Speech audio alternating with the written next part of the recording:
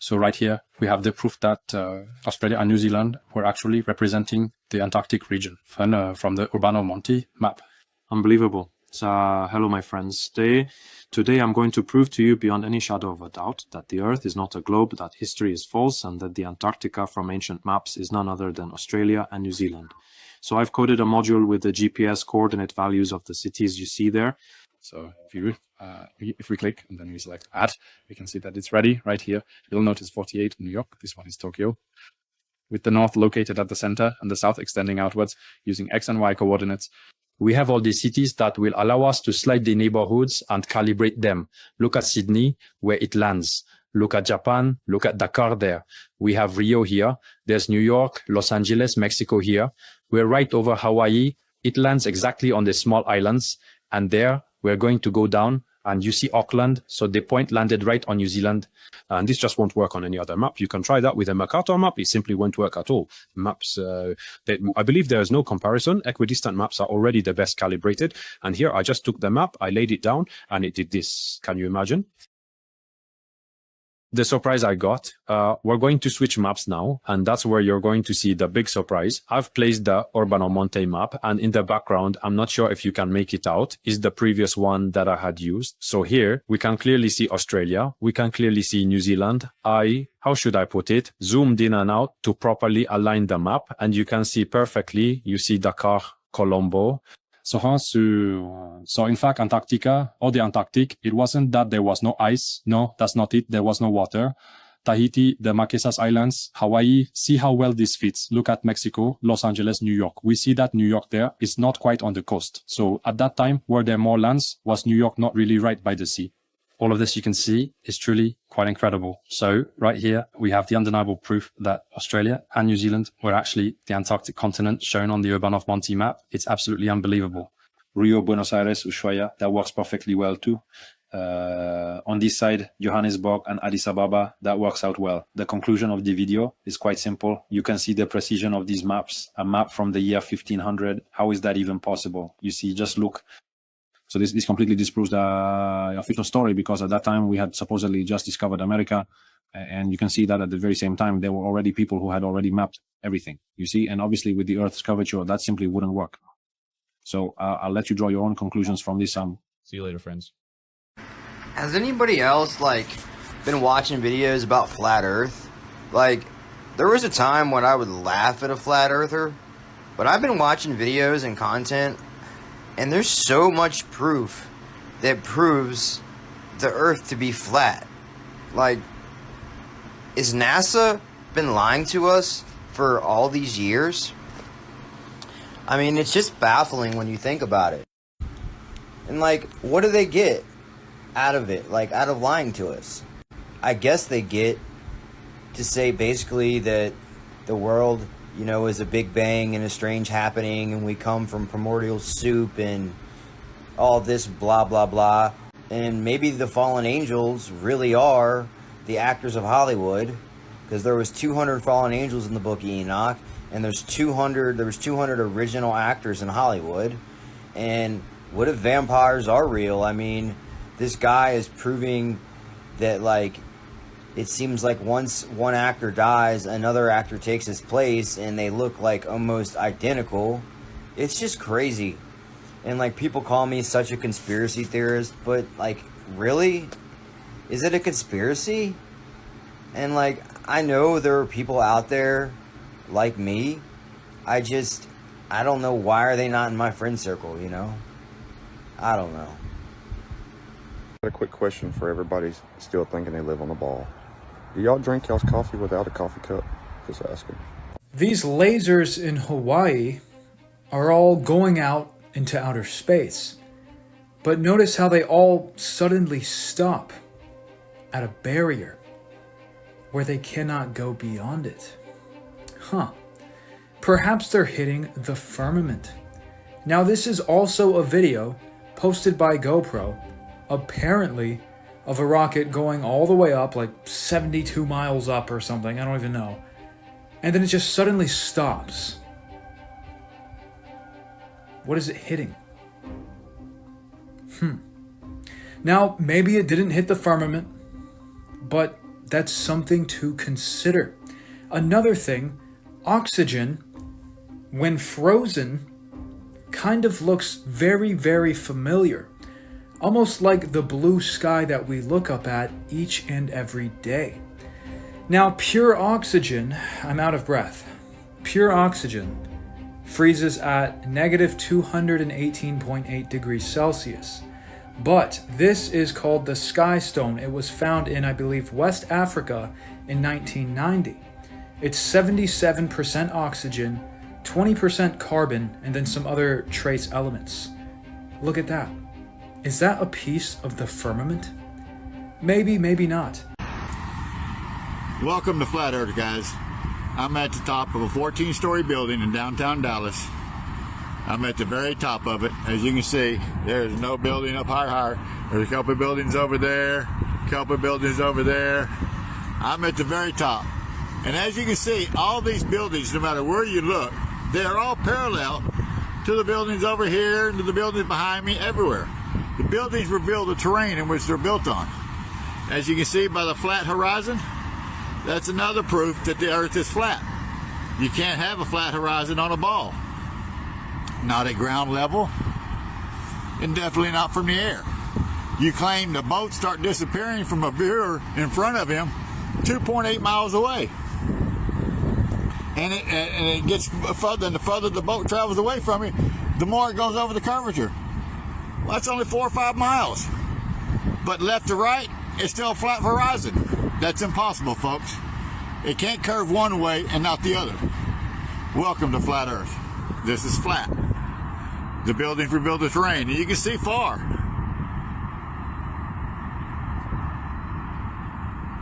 You can even see Fort Worth from Dallas over here. Let me show you Fort Worth.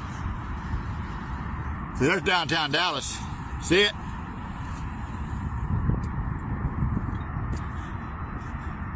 "34 miles away from that downtown Dallas, you'll find Fort Worth. And it's hazy right now, but let's see if I can see Fort Worth. 34 miles away. Now, I showed you a picture of it from the Fort Worth side, but I'm seeing if I can see it from the Dallas side.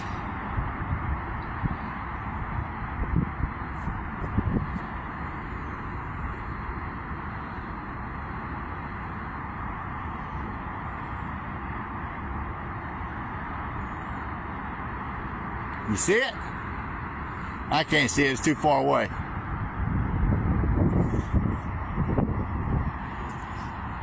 But from the Fort Worth side, on a clear day, you can see, I can see Fort Worth. Way out yonder.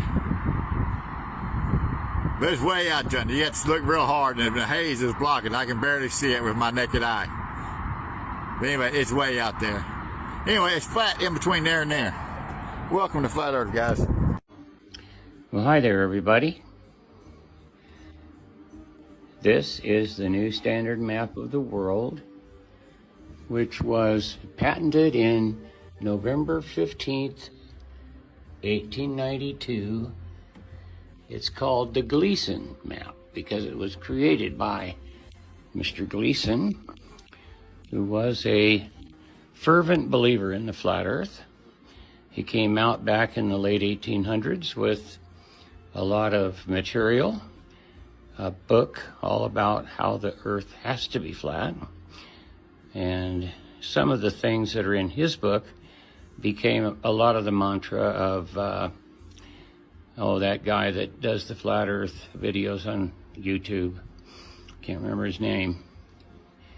But anyway, it's really cool to see that the earth is a circular, flat plane, contoured, of course. And we do have a firmament over our head. We are also not allowed to see the North Pole. We've got it covered up. Google Earth hides it. They're in on the sly lies. And we're not allowed to go to Antarctica and see anything there. And it is all around the flat Earth, monitored and guarded by the navies of all the major countries of the world. Yeah, just try to go, see what happens. Anyway, we live in a time of great, great deception.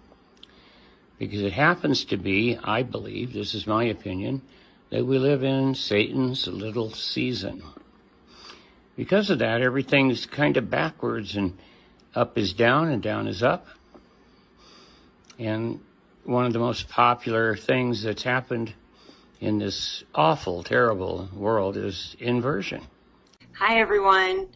I just wanted to share with you guys, if whatever your strengths are, like if you have a strength of, like if you have a passion of digging into old research of, you know, like the Zedic astronomy to Earth Not a Globe books, ancient civilizations, see what their cosmology look like, all that can be done on Google mainly. Old books, you can find old books and start looking in there. I was actually searching for the word Eretz for land, earth, and when I went on, after I searched in like the meaning of the word in Hebrew, then I started getting on Google, and I actually found Mark Knight's blog, Wakey Wakey. He was the first one I ever found. It was the Earth Ball hoax, and I just kind of laughed. And I was sitting right now. I was sitting in this room right now, and I just started laughing. And the more I read, because it's a very comical blog the way he has it, the more I read, and I knew about the moon hoax already. And I knew just from having my own children that things in their school books isn't exactly, you know, history's written by the victor. So I already have experienced the indoctrination of schools and what that is on children, and I see what they push and what they don't necessarily disclose at all. And so I could see that curving and steering of the children within the school systems. And so when I was reading Mark's blog, I really just had to approach it with an open mind and was like, what if this is true? And then I just started going, and of course I had all the same questions everyone else had. Well, what's on the other side? Well, where's the edge? What's all that? Those are not silly questions. Those are questions that everyone has. So don't feel, you know, crazy that you're asking a silly question, and ask it. Ask away. We've all had all those questions. All the distractions and all the noise that doesn't pertain to the flat earth, that is exactly what it is a distraction. And let's just stay focused, stay strong, stay together as a big classroom, and let's find out what our flat earth is. If it's getting in two boats and one person going east and one person going west and meeting around the loop and seeing how long it takes, let's do that. But let's have, let's leave all the distractions. I just say, let's stay focused on flat earth. Have you read the Bible? I read the Bible. I listen to the Bible. I receive from source straight. I would say read it again.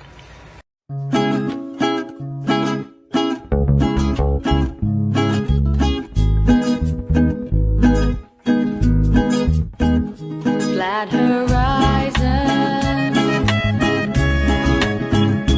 everywhere. No one seems to notice. No one seems to care.